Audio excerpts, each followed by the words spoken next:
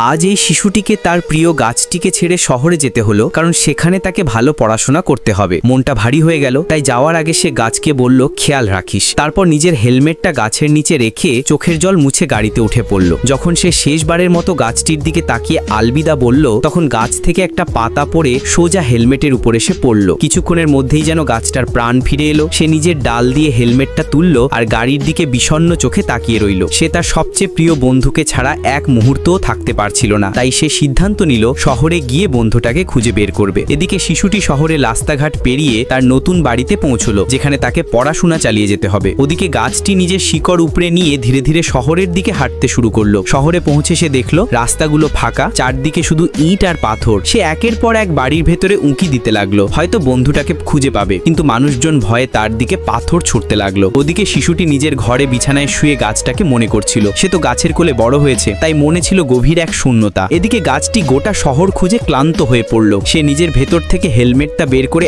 আবার পথ চলা শুরু করলো। পথে সে দেখতে পেল একটা কাঠের টুকরোয় লেখা জামি, কিন্তু সেখানেও বন্ধুর দেখা না পেয়ে মনটা ভেঙে গেল। হেলমেটটা মাটিতে রেখে সে গ্রামের পথে ফিরতে লাগলো। আসলে তার বন্ধু সেই ছোট্ট ছেলেটি তখন নিজের ঘরে ঘুমাচ্ছিল। যখন সে বাইরে হেলমেটটা দেখলো, বুঝে গেল তার গাছ বন্ধু ওকে খুঁজতে এসেছিল। গাছটি যে পুরো শহর হেঁটে এসেছে, ক্লান্ত নিঃশেষ, ছেলেটি দৌড়ে বেরিয়ে এলো আর গাছটাকে দেখে আনন্দে জড়িয়ে ধরল। এমন বন্ধুত্ব, এমন ভালোবাসা খুবই কম দেখা যায়।